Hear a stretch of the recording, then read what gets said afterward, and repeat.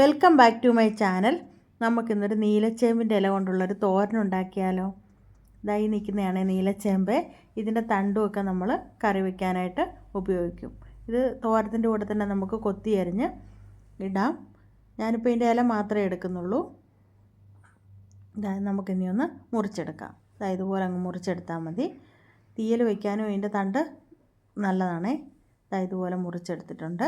ഇനി നമുക്ക് ഇത് നല്ലതുപോലെ ഒന്ന് കഴുകി വെള്ളമൊക്കെ കുടഞ്ഞ് കളഞ്ഞെടുക്കാം. ഞാനൊന്ന് കഴുകിയെടുക്കാൻ പോവുകയാണേ.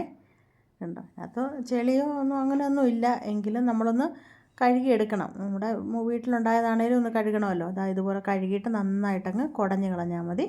കുടഞ്ഞിട്ട് ഇതുപോലെ ചെറുതായിട്ട് കീറി എടുക്കണേ. ഇതുപോലെ അങ്ങ് കണ്ടോ, ഇതുപോലെ അങ്ങ് കീറിയെടുത്താൽ മതി. എന്നിട്ട് ഇതിൻ്റെ ഈ തണ്ടില്ലേ, ഈ തണ്ടും കൂടെ അതിൻ്റെ കൂടെ തന്നെ നമുക്ക് കൊത്തി അരിയുന്ന കൂട്ടത്തിലങ്ങ് അരിഞ്ഞിടാം. ഒത്തിരി വലുതാക്കി അരിയരുത്, തീരെ അങ്ങ് കുഞ്ഞാക്കി ഇതുപോലെ കുഞ്ഞാക്കി വേണം അരിഞ്ഞെടുക്കാനായിട്ട്. കണ്ടോ, ഇതുപോലെ അരിയാം. പിന്നെ ഇതിൻ്റെ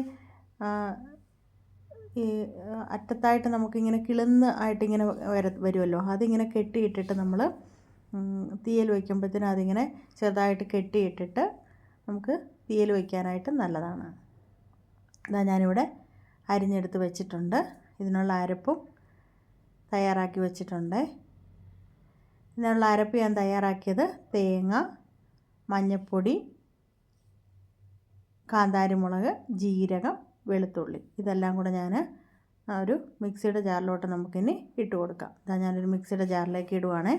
ഇട്ടതിന് ശേഷം ഇതൊന്ന് ചതഞ്ഞാൽ മതി കേട്ടോ, ചെറുതായിട്ടൊന്ന് ചതഞ്ഞാൽ മതി. തോരത്തിനൊക്കെ ഒന്ന് ചതച്ചെടുത്താൽ മതി.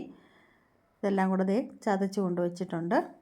ഇനി നമുക്കൊരു ചട്ടിയൊക്കെ ഒന്ന് അടുപ്പത്ത് വയ്ക്കാം. ചട്ടി അടുപ്പത്ത് വെച്ചിട്ടുണ്ട്. ഗ്യാസിൻ്റെ ഫ്ലെയിമൊക്കെ ഒന്ന് ഓണാക്കിയിട്ടുണ്ട്. ഇനി നമുക്ക് അതൊന്ന് ചൂടായി വരുമ്പോൾ അതിലേക്ക് വെളിച്ചെണ്ണ ഒഴിച്ച് കൊടുക്കാം. വെളിച്ചെണ്ണ ഒഴിച്ച് കൊടുത്തിട്ടുണ്ട്. വെളിച്ചെണ്ണയൊക്കെ നല്ലതുപോലെ ഒന്ന് ചൂടായി വരുമ്പോൾ നമുക്ക് കടുകിട്ട് കൊടുക്കാം. കടുകിട്ട് പൊട്ടിക്കഴിയുമ്പോൾ നമുക്ക് 2 വറ്റൽമുളകും കൂടെ ഒന്ന് മുറിച്ചിട്ട് കൊടുക്കാം. മുറിച്ചിട്ടിട്ട് നല്ലതുപോലെ ഒന്ന് ഇളക്കി കൊടുക്കുക.